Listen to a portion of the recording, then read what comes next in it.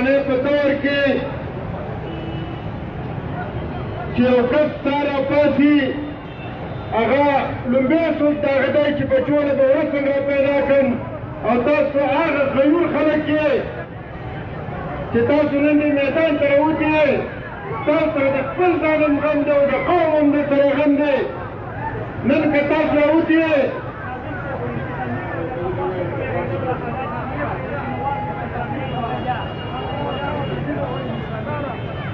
عزتمندو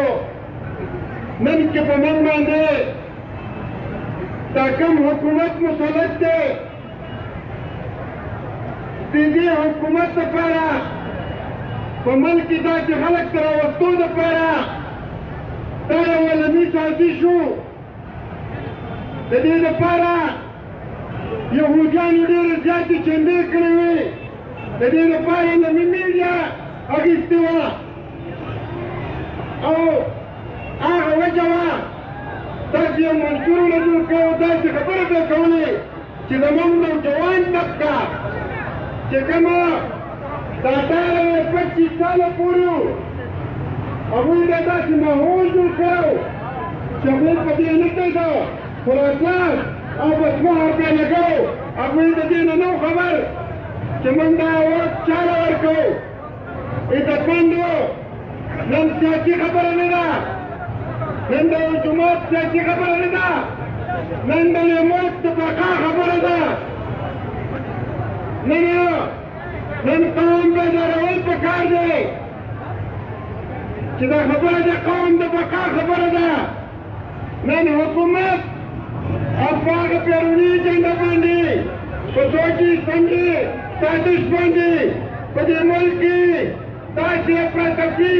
داسې لاقانونیت غواړي دا د هغوی دا هغه دغه سمجوتغه وه چې یاره دا غریب خلک بیا راپاڅي او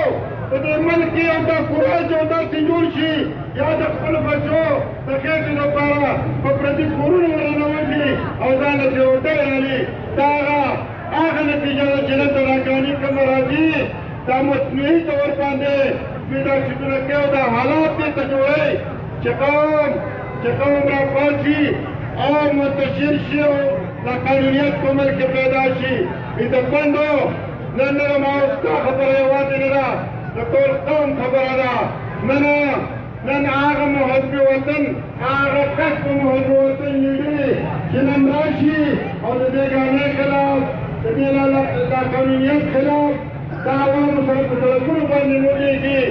دا عوام تاسو چې دلته په دې سوونو خلک دلته موجود یې دا یو کس تاسو یې خلک یې یې خلکه تاسو یو یې سړی چې کومه دی سل اوده خلک راپاڅولی شي خو سل اوده چې کومه دی دا یو یې نشي پاڅولی تاسو یې خلک یې انشاءالله دا پیغام دا نن چې زموږ احتجاج و دا موږ پیغام ورکوو عوامو ته چې قومي وطن پارټي یا پاکستان ډیموکریټک موومنټ دا چې کوم جوړ شوی دا د دې لپاره جوړ شوی دی چې موږ عوامو له ریلیف راوړو عزتمندو مشرانو نوجوانانو دا یو خبره په ذهن کې واچوئ دا دې ته به ملا تړو او داسې نه د هغه موږ یو دغه دپاره کوو چې یاره یو اګاهي مهم شروع کړې د دې لپاره به بیا موږ ملا تړو او د خیره سره داسې یو احتجاج هغه به موږ په اسلام آباد کې کوو چې د هغه ځای نه موږ به یا حکومت ختموو یا به ریلیف راوړو زموږ مطلب دا نه دی چې موږ وایو چې یاره زموږ له روټې دی به روانو او دی به کور سره تېرو زموږ مطلب د PDM دا دی چې په دې ملک کې اصلي جمهوریت راشي په دې ملک کې د وټ عزت راشي په دې ملک کې دا کومه ګراني چې جوړه شوې دا کوم نرخونه چې دوی ته حکومت پرې راوېده او په کوم ځای باندې و دا د عوامو مطالبه ده چې دغه ځای ته راشي ډېر شکري ډېر کوي تاسو ډېر زیات مشکور انشاءالله دا پیغام به کور محلې ته رسو او دغه اوږده خلک به راپیدارو او هغوی به ځان سره ملګري کوو او د دې طرف د دې داسې حکومت په خدای ټینګی چې دا چا په تصور کې نه راتله انشاءالله دا به ختمو ډېره مننه